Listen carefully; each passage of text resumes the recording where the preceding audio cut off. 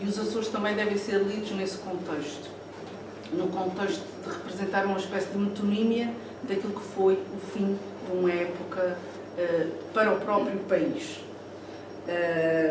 Reparem que, quando o romance é publicado em 44, a sociedade portuguesa e a açoriana, decorrentemente também, mas a portuguesa está na passagem de um tipo de sociedade para outro, com grandes mudanças. O próprio Nemésio, não se bem me lembro, registra isso com muito cuidado. Ele viveu, foi contemporâneo de grandes mudanças. Nós todos acabamos por ser, e no século em que vivemos, também muitas mudanças se têm aplicado. Mas Nemésio assistiu a estas mudanças e com elas aprendeu e também sobre elas quis sempre falar. Portanto, O Mau Tempo no Canal constitui-se então este romance de fim de época, iniciado pelo cruzamento intenso da sociedade portuguesa, por via das invasões francesas, com a independência do Brasil, a Revolução Liberal de 1820, a aceleração científica e técnica, que Nemésio também depois vai buscar para a sua escrita da poesia, especificamente. E, portanto, após a publicação do romance, nasce também, quase simultaneamente, um novo Portugal. O Portugal dos planos de fomento económico, da secessão da Índia, da eleição frustrada de Humberto Delgado, da revolta dos estudantes pela democracia, da emergência da guerra colonial do 25 de abril de 1974. E este Portugal, que depois também adere à Comunidade Económica Europeia, torna-se um Portugal de massas. Deixa de falar francês, passa a falar inglês, os heróis populares deixam de ser venerados pela sua cultura, pelo heroísmo da sua ação, pela sua riqueza ou pela sua linhagem, e passam a conquistar títulos de notoriedade, também pelo grau de destaque que vão tendo na sociedade. O Mau Tempo no Canal, como dizia, é um espelho deste fim de século, deste certo Portugal, o fim do prestígio dos nomes aristocratas substituído pelos Garcias, comerciantes e procuradores, o fim da economia assente em agregados familiares normalmente relacionados com quintas, com grandes propriedades, para uma economia mais empresarial, o fim da carroça e do cavalo como meio de transporte para o automóvel, o fim do azeite como meio de iluminação substituído pela eletricidade. Portanto, todas estas mudanças, paulatinamente, informam o Mau Tempo no Canal. Também o fim da cultura própria das comunidades, como era o caso dos Açores de pescadores de caça à baleia, passa a ser substituído por uma cultura mais americanizada, o fim do transporte marítimo de passageiros substituído pelo avião, a ocupação doméstica das mulheres passa também a ser substituída pela ocupação de um lugar no mercado de trabalho. Resumindo, não há outro romance em Portugal de meados do século XX, naturalmente ultrapassando as categorias estéticas do neorrealismo e do presencismo, que espelhe de uma forma tão sistemática e tão bela, diria, este fim de uma época e o princípio da outra. E também as personagens têm no seu recorte, no seu perfil, esta passagem de um mundo ao outro. Margarida é também um prenúncio do fim, toda a rebeldia inicial depois acabará por se esfumar. E naturalmente o arquipélago é aqui visto como uma metonímia, uma parte de um Portugal decadente, um Portugal de fim que se substitui por outro. Este sentimento também de falha, de decadência, de declínio, perpassa todo o romance.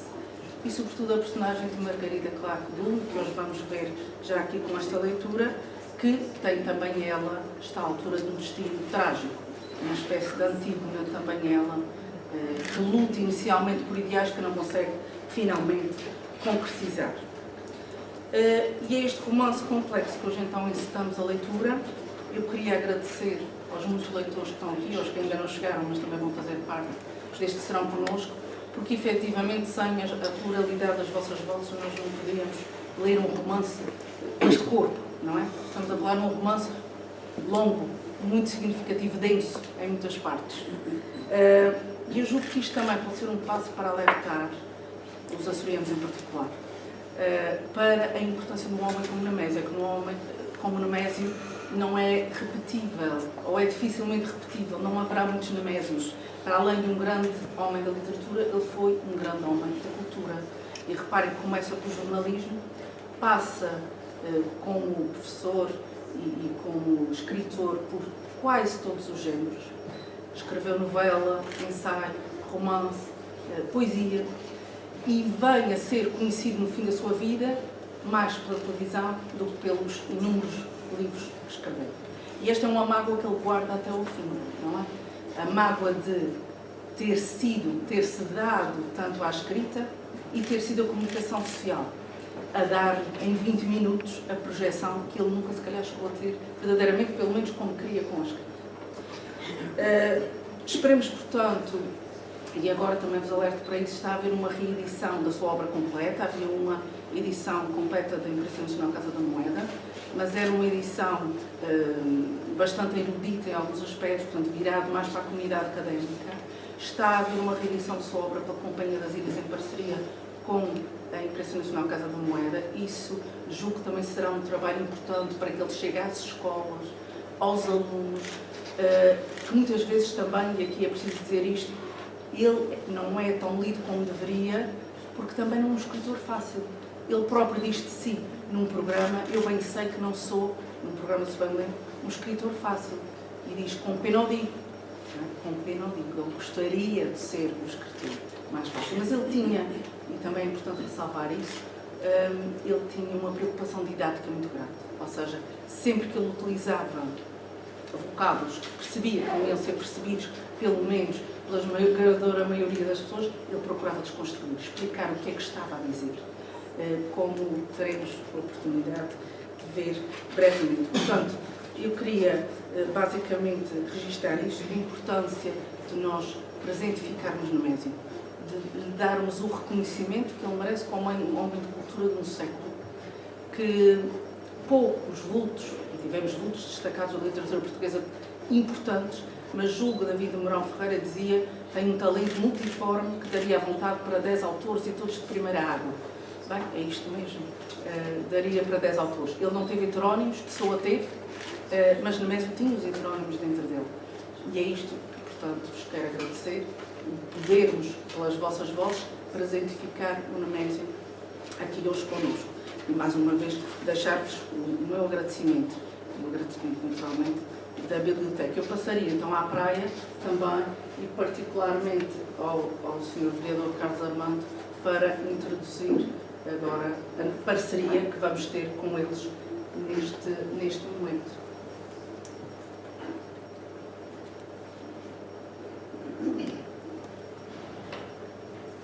Boa tarde a todos.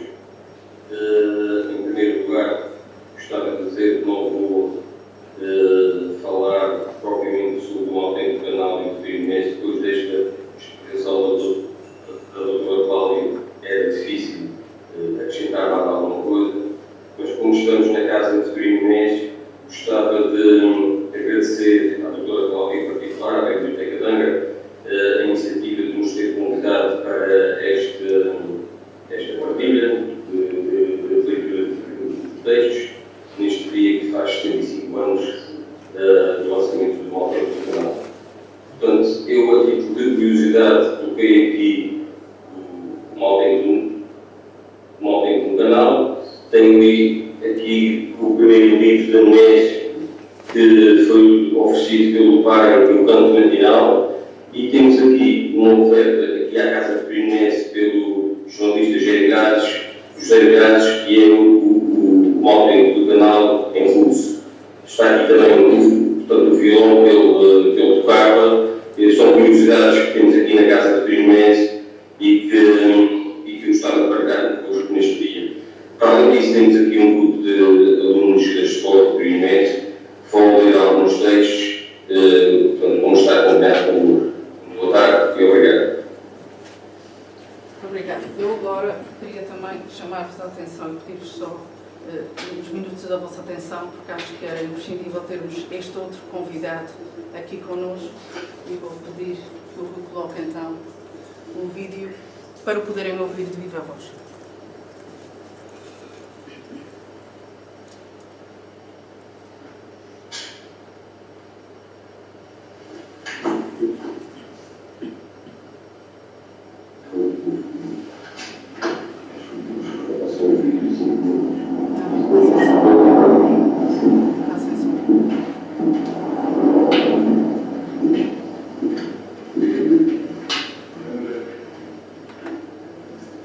Eu sou possível da dúvida, sou possível da incerteza, que é uma grande companheira de verificação.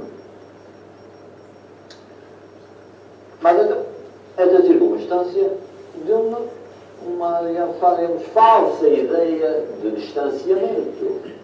Eu, como que supunha, aliviado dessa, que eu chamei a tentação de viver a mim mesmo sábado a sábado, eu, como que supunha que estava, de facto, tinha suspendido esta minha abusiva comunicação periódica com as fases da Lua, mas tinha suspendido inteiramente. Tinha, portanto, não só folgado eu, mas feito folgar os meus ouvintes, como, no segundo, os votos emitidos por alguns espectadores de especial responsabilidade. A tartaruga puxa sempre para o mar, diz um velho ditado português. E eu, nas vidas, tenho sempre tendência a lá voltar. O que não é fácil, moroso, e muito, e já por 2 longos períodos de 10 anos cada um, não pus pé nas vidas dos Açores. Chega só o verão e naturalmente funciona o seu tempo de férias. Há tal tendência agressiva, digamos, e agressiva em todos os sentidos, pois que implica também regressos ao modo de ser primeiro, que foi informado pelo meio, foi dado pelo meio, justificado pelos planos, sabe? Então, teste nós não podemos, não até certo ponto, de ser nesse plural, e até nós outros comentários, e nem duravelmente eu. Há diferenças de vocalismo, há diferenças de significação, ou semântica, como se diz. Em primeiro lugar, arcaísmos, quer dizer, coisas que só se usavam cá nos séculos recuados. Depois, uma intuação muito original e estranha, por exemplo, na Ilha de São Miguel. Outra intuação na Ilha de Terceira e nas de baixo também com modalidades. Então, a língua é a mesma e não é. Diga-se só modulas. Então, em que medida eu sentia conhecimento com a sociedade como foi um ouro, não existia. Se já não fui arrancado, ou me arranquei eu a mim mesmo aos 18 anos. Em que medida que o quadro geográfico natural me falava, desde logo, o clima brumoso, o grau de umidade à saturação de 100, umidade, nas casas dos 70 ou 60. Se bem que sou um nível erradicado, um nível desenraizado ao nível dos anos de idade, 18, 19, e depois radicado longamente em Portugal, principalmente, como falo dos outros pontos da Europa por alguns anos, e também alguns no Brasil, e como vagabundo, quer dizer, errático.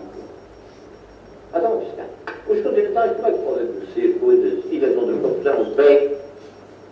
Primeiro, quem descobriu o Brasil? Mas a atmosfera estava talmente carregada com a presença do inspetor, com guarda-ajuste de contas, de fiscalização, que a criança diz assim: o seu professor, não fui eu. O inspetor intervém e diz com ar de circunspecto: geração desgraçada, faz as coisas e nega. Para analisar a palestra. Pois, a tartaruga puxa sempre para o mar, dizia eu, e fecho com o mesmo ditado. Quando chegou ao verão, tenho saudades, como de vera tartaruga que sou, do mar em que me criei e nasci. Às vezes matava-as aqui no litoral da Figueira da Foz, tinha naturalmente muitas parecenças também com os pescadores e comunidade de origem, mas nunca é a mesma coisa para quem nasceu tão longe.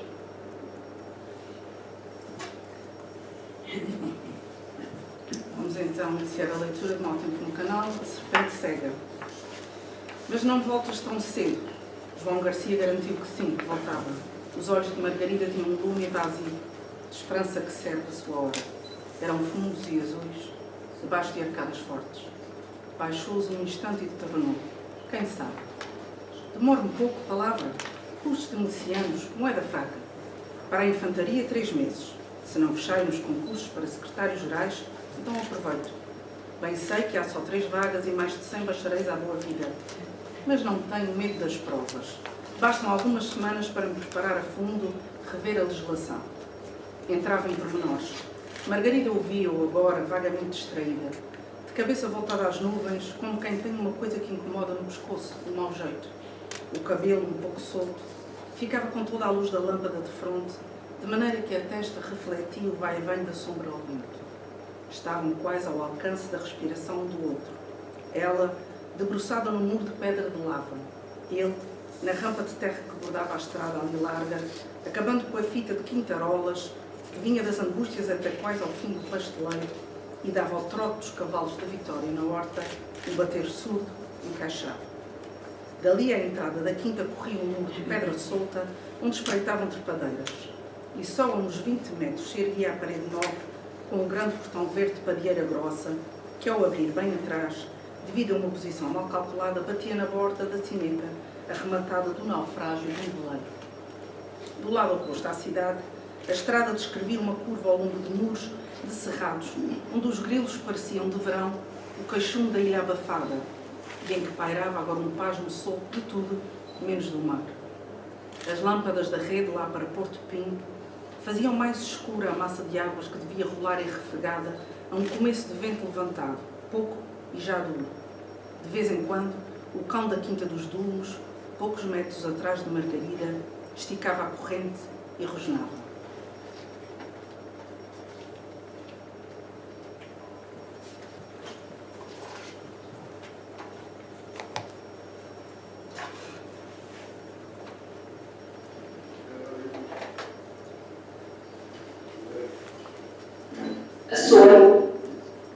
Eu nem devia falar contigo esta hora, com o avô assim tão doente. Vai estar a desconfiar. E que tem, também a última vez, última, credo. Isso nem que tudo acabasse. Mesmo que Lisboa te faça esquecer de mim, somos da mesma ilha, quase vizinhos. Apesar do que se passou. Do granel do avô, devia ter todas as tardes pela morada fora. Muito antes de perceber, nem me passava pela cabeça. É que não posso estar muito tempo fechada. Dá-me a impressão de que abafe. Até nas minhas. Olha, eu fico é a mesma coisa. Já não sei quantas vezes te ouvi isso. Naturalmente, também, se vieste aqui hoje, foi para não estar fechada. Disse João Garcia, sorrindo, e desenrolando um fio de despicos pequeninos, a linha mais excitante de um namoro, em que era a 4ª ou 5ª vez que se falava.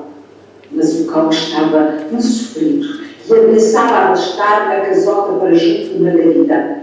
Era um cão de fila, um rabo torto da terceira, espécie de bulldog atarracado de cor de rolão. João Garcia viu-lhe as orelhas cortadas e bichas do lado do dentro da quinta. Num salto de pêndulo que lhe punha as medidas à mostra, e correspondia a instabilidade à posição do namorado na rampa da terra da estrada, que o obrigava a escorregar e a trepar alternadamente para não perder contacto com a borda do muro. De mais a mais, o vento começava a enrodilhar as folhas das falhas e dos cedros, e debaixo do caminho tornava-se difícil perceber o que se dissesse em cima. Margarida atirou-se ao animal. Vá-se deitar, senhor! Vá-se deitar! E ficou de mão espalmada na cabeça guardada do bicho, que meteu para as patas de trás do sentinela. João Garcia fincava os pés na rampa e as mãos no muro, e levando-se como se estivesse a trabalhar de espaldar. A fúria do cão encheu-o de um atrevimento nervoso, como se Margarida estivesse em perigo ou quisesse experimentar criando o mínimo inferior. Agora era o senhor que o via em posição de ataque, só a cabeça e os cotovelos. A sua Suado por aquela sombra, o cão atirou-se por cima da dona ao vulto de crocodilos rascantes estrangulados na coleira. Com o impulso, Margarida resvalou, mas apanhando rapidamente o casaco cinzento que pusera pelos ombros, fez frente à fera, intimidando-a. João Garcia viu um salto que lhe se pôs ao pé dela. "Cuidado, que morte!" gritou Margarida, e vendo a cobardia do cão e o perigo de falar alto. "Deixem, podem-nos ver." Não foi nada. Só me rasguei a saia." Sacudiu-se, mas a rapidez da cena fizera logo esquecer que João Garcia estava da parte de dentro da quinta. Deixou que ele lhe pegasse na mão raspada pela queda, atento ao arranhão, como um enfermeiro profissional. Não tem importância nenhuma. Mas ainda assim, havia sinal de sangue. Voltou-se para o cão. "Estúpido! Deite-se!" "Ah, seu estúpido!"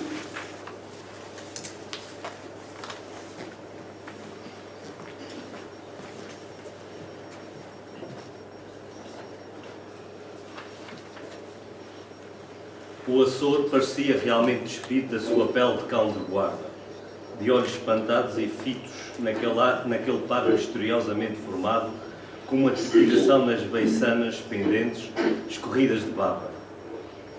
Como que lhe tinham transtornado o campo de operações. A sombra inimiga estava de portas adentro de um lugar que ele tinha a obrigação de manter limpo todos os vultos que ali se atravessem sozinhos, mas em cuja população, acompanhada pelos domos, não tinha nada que cheirar.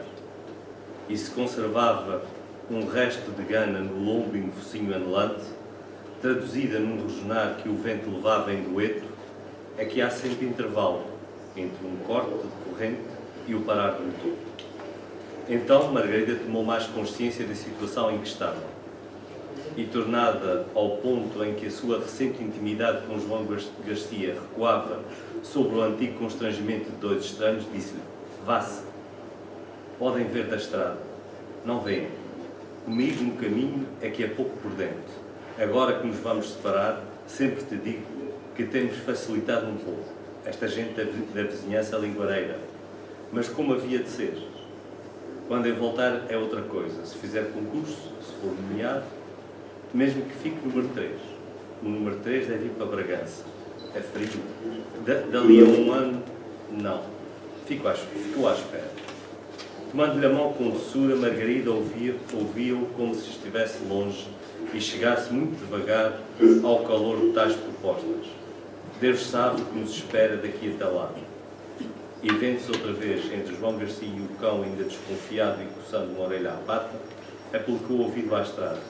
Foi ao muro, está sempre a passar gente. João Garcia espreitou na ponta dos pés, dois vultos dobravam o começo da curva, seguidos de sombras disformes, entre o Ângelo e o protestante. Vão dar a sua volta. Quanto mais perto estivermos da lâmpada, pior.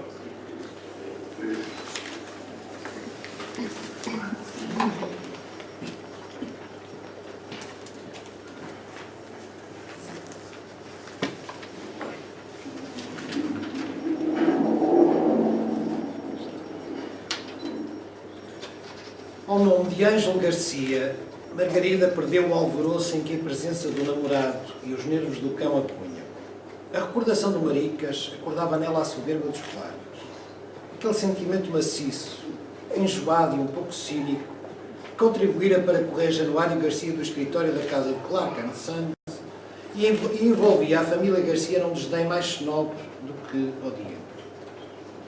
Representou-se-lhe Ângelo de bigodinho frisado de ferro, faces de menino, o cabelo russo simulado sob o chapéu de coco, correndo as casas da horta com o seu pezinho atrasado.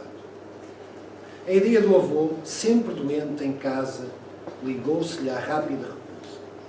O pai fora. A mãe, sentada ao pé da Voltaire do avô, embrulhada no cachiné das noites compridas, com uma irritação a que o seu feitio romântico dava uma poesia desafinada.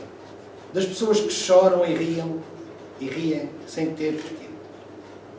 Olhou para o casarão engolido do escuro da quinta, apenas visível pela esteira de luz que vinha do quarto do avô, que quebrar-se na janela da saleta. Um pé de vento abalou as falhas e os cedros, levantando-lhe a ponta do casaco e uma mecha de cabelo. João Garcia tinha de novo a mão dela nas suas, mas aquela pausa como que a cortara do braço de Margarida. Ia a dizer-lhe outra vez que se fosse, atraída para os lados de casa, quando sentiu melhor o calor daquele homem parado no meio das árvores, ali, ao pé dela, e a uma distância que a viagem de Lisboa tornava saudosa e sem fim. João Garcia pareceu entender esse íntimo movimento e sussurrou: não tenhas medo. Então não estou ao pé de ti e não hei de voltar daqui a meses. Mas há tão pouco que nos falamos e entras na quinta assim de noite. Se nos vissem, teu pai vem tarde. Às vezes entra pelo portão da canada. Solta lá.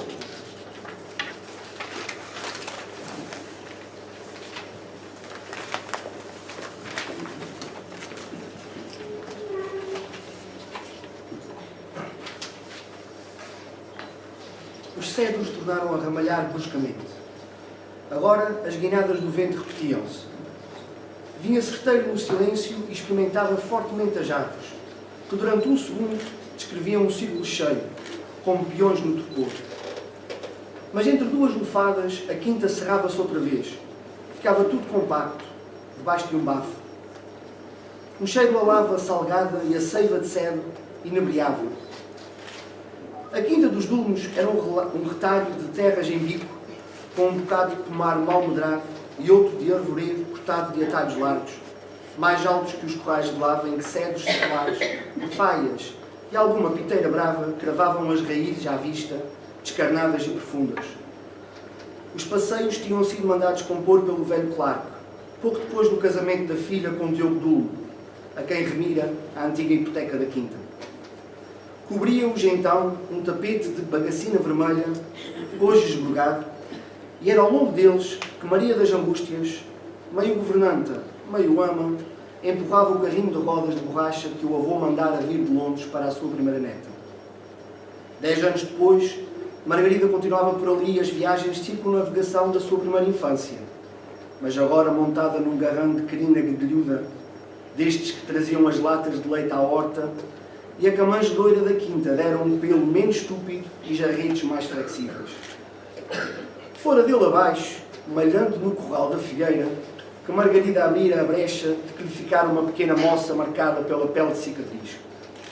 Quando lá em casa se falava às visitas de coisas que se tinham passado há 7 anos, e 7 anos, nas ilhas, dá um grande fundura ao tempo, a mãe mandava-lhe estender a testa à raiz do cabelo e dizia, enquanto ela se sujeitava ao exame irónico e longínquo: vê, ficou assinalado.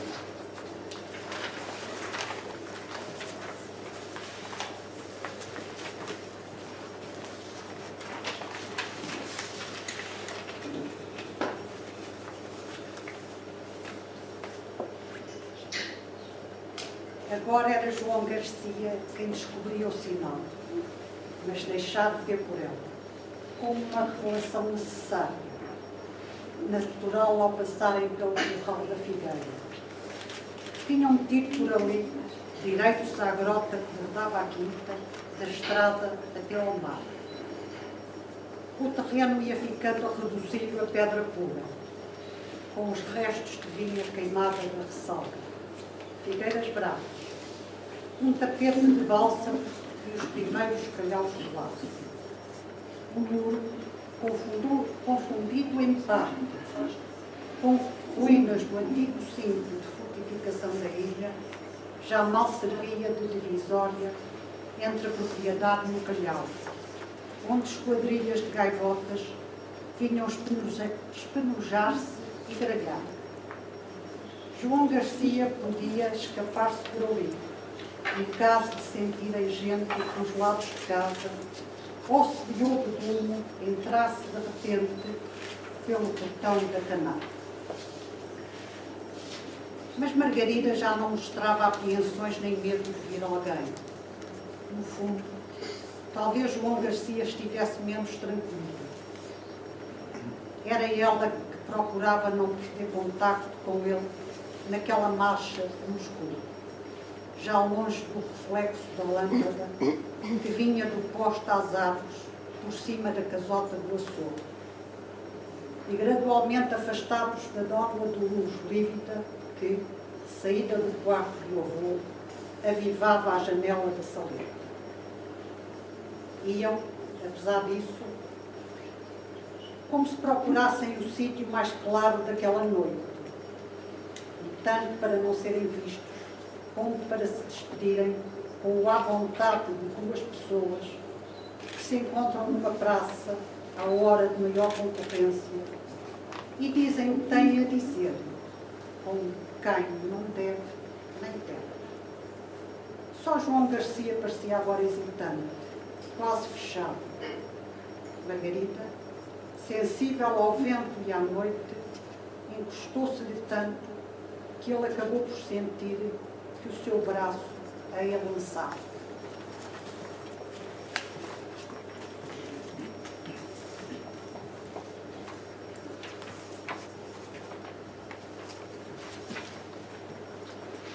Quase sem dar por isso, estavam sentados num banco de lava e tijolo, com painel de azulejos arruinados, restos de cenas da Bíblia e toscos motivos de caça com o caçador ratado e aves maiores do que eu. Pareciam ter muito que dizer e mal falavam. Levemente inclinados um para o outro, avançavam ambos a mesma porção do corpo. João Garcia perdera a cintura e a mão de Margarida, agora entretida a rolar a serpente do anel. Tanto que tenho pedido ao pai para me deixar estar uns meses com a tia Teresa em Lisboa. A tia Teresa era uma irmã de Diogo Dumo, casado com um oficial de marinha. Onde mora? Na Junqueira. O tio é subdiretor da cordoaria. Se estivesse lá agora. Ainda me lembro da casa deles na Pampulha, quando lá estive pequena. Era como se fosse no Faial. Não gosto de Lisboa, senão para andar com o tio Saavedra nos rebocadores do Arsenal. A Baixa é uma confusão. Cafés cheios de fumo e sujeitos mal encarados, tudo escritórios e lojas, muitos homens de pasta debaixo do braço. Encarou João Garcia. Nunca te lembraste de ser oficial de marinha? A prima Corina disse-me qualquer coisa a esse respeito. Ora, quando foi? Sim, tive a mania de ir para a administração naval. Entrava-se com o 5º ano do liceu e os preparatórios comerciais. Deu detalhes sobre a orgânica da escola. Margarida disse que sim, ao número de galões. Conhecia as patentes. Mas João Garcia falava no quadro do secretariado naval, no quadro dos engenheiros construtores e dos engenheiros condutores, no quadro dos oficiais auxiliares de manobra. Ela procurava a nuvem. Foi no ano da vida. Cheguei a mandar os papéis para o Instituto, mas veio a epidemia. Não chegaram a tempo. João Garcia ficou melancólico e retraído. Um bacharel é sempre um bocado lançador, não é verdade? Que tolice! Falei nisto a propósito do tio Saavedra, que é muito meu amigo. Se o visses, com 50 anos, parece um rapaz, sempre a pensar em regatas e chás a bordo, com muitas raparigas. Mas gosto mais do mar que dos chás. Tu também? Ouviu-se o barco da maré, lançada com a certeza de 1000 homens que rolassem uma leila à alavanca. Eu também. Repetiu simplesmente João Garcia, como se tanto eu como ela tivessem repetido ritualmente uma frase dita aos dois. Até não melhor se está bravo.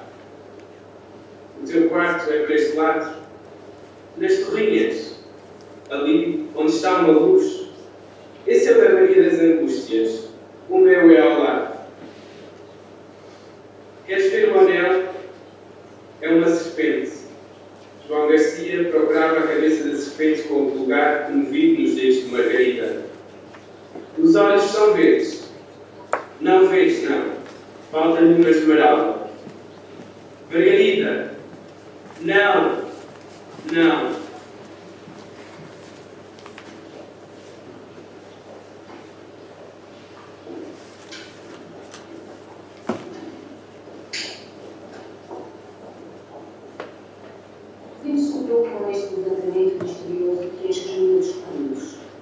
Começava por um subido, que às figuras anãs, e um preço ao longe, nas árvores. E agora verdavam com fotos escondidos, um trabalhar mais comum. Os bancos, desfogam-se e entram-se de fora comigo. Parece um rato ciclone, tanto que eles. Uma vida com o cabelo de um casal, ferida das ervas, violência. Sempre criada-se uma colega invisível, em lugar de um terra. O verdadeiro número de arbustos arrancados ao reparo que seguia, e mistura com folhas enroladas e ásperas das figueiras. As plantas da grota, já dos espectros, as árvores rasas e as árvores de pobre das árvores dos chuvos, abanavam com uma violência que mata a hora no seco. E entre as árvores estaladas da quinta, um mar já grosso e tapado com uma pasta de escuridão, ficaram um bocado sufocados, sem poderem andar, voltados no repente, como panos de guarda-chuvas, à procura de ar esperado, apanhando nas orelhas o chicote do vento, não. Ao longo da grota, podia um caminho abandonado, rasgado de telheiros, caminho de vento. Cingia a iluminura na nela, como se tivesse armado um laço de cinza às perguntas. Só o interrompiam comidos, futis, como o outro posto da hora fiscal, que volta e assim. Certo passo seguiu aos dois pescadores de rio e chegar a primeiros, e a vida do ponto, andava uma lâmpada ao lado da vida dos outros. João Mercedes, ficaram com uma luz de riqueza e estudado. Sorriu, seja vida. João Mercedes, viu para a minha pessoa. Irmão, se divertiu com a condição do projeto. A mãe de mais vários planos de estar comigo. Se tinha estudado, altos estudados por um segundo da ação, percebeu-se. Ai, disse Margarida abrindo a saia e veio telefonar aos caminhos. Não se sabia se o plano da maneira cheia do próprio mar ou de um mesmo seu pecado neste povo. Mas, meu Deus, isso voltar um passo. Pergunta até aos cegos, disse João Mercedes. Ah, não, é de seguir se voltas atrás. Vais cair.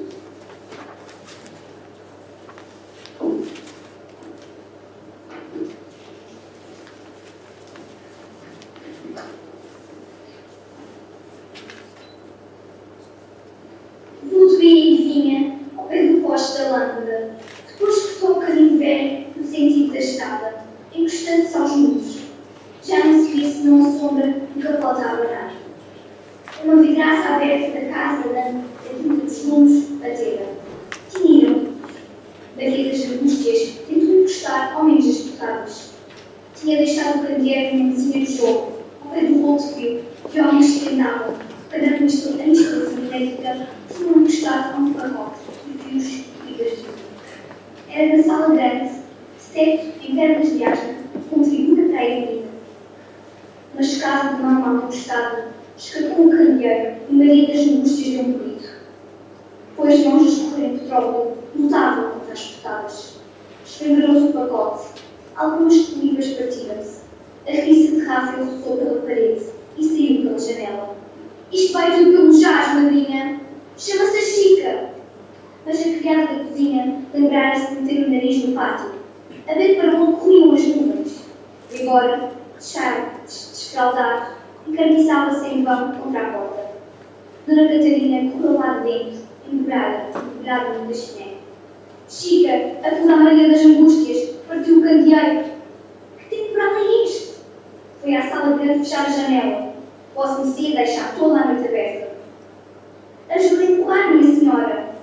Não ouço, mulher, na sala grande. Mas a criada não se de trás da porta com um muro motivo às travessas. Então posso-me ser que caiu do pátio com um temporal destes. E o senhor, claro, a precisar de água quente. Onde está o Manuel? O senhor duplo anda fora e a menina sem aparecer. Sabe para onde se meteu?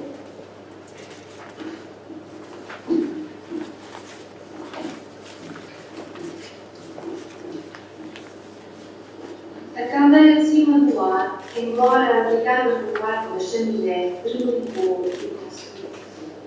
sol iluminava a cozinha onde folheasse as notícias e do livro de Náder. Dona Catarina meteu o pedal em longa à porta. No escuro daquele canto sentia-se a respiração ofegante do esforço e da cólera. Facilmente exaltada, enchia a casa de uma presença desavida, fazendo no ninho coisas que dariam horas a pessoas trabalhando. Depois, caía numa das imensas poltronas do quarto do pai, e ora chorava, ora ria, ficava ofendida e envergonhada do outro do castigo. Mas os seus repentes, ali, não serviam de nada. A porta ficava entalada pela tranca de sucupira. Parecia uma parede da quinta ou a chapa do cofre do coronel, na manhã em que, aberta desastradamente por Januário, punha-se emperrara que nem a cacete. Vieram um serralheiro frustrado. Então, Januário, o senhor já nem conhece as letras do caviar? Dona Catarina correu a chamar uma Albana, o criado da quinta. Estava na banqueta do saguão, sentado a fumar. Costumava esperar ali que o patrão desse rumbo em casa para um ter discretamente pela sala grande, se houvesse novidade. Havia muitas vezes novidade. Vai ver se deixa a porta da cozinha que a ventania não deixa. Isto é um grande ciclone. E a menina? Vou em casa dela. Primeira porta. Mas que grande ciclone. Estamos à conta de Deus, disse o criado. Dona Catarina entrou para o quarto do pai a calcular as espetadas antigas de 12 costumes. O rei Clark estava quase deitado na sua lanterna da junta, com uma mesinha de jogo ao alcance da mão. De lado, coberta de remédios, de caixas de charutos, a garrafa de whisky para querer usar o líquido, uma pilha de carnes intacta. Mal se lhe viam as fações conseguidas pela barba de leite, branca de neve, sobre quem dava em cheio a luz do candeeiro de petróleo do lado de abaixo do peito. Há dias que não falou. E de quando em quando vinha maneiras angústias, estava de um lado, a Catarina do outro, mudando de posição e batendo a almofada. O velho virou vagamente para a filha, os seus olhinhos vidrados, e fez um esboço de gesto com a mão na manga escocesa que tinha pelos joelhos. As pernas corriam em rampa sobre uma montanha de vestidos. Um ciclone, pai. A casa parece ir pelos ares. Claro, desfez os gestos. Quando se mexia melhor, até movido a mão, como quem diz: entre mortes e feridos, alguém há de escapar. Era virtuoso e espiado. Até se podiam mostrar aquilo de trasilhadas, vidas jogadas pelo incêndio, do quarto em que desse alma a Deus. O doutor Nunes invejava-lhes a resistência do coração.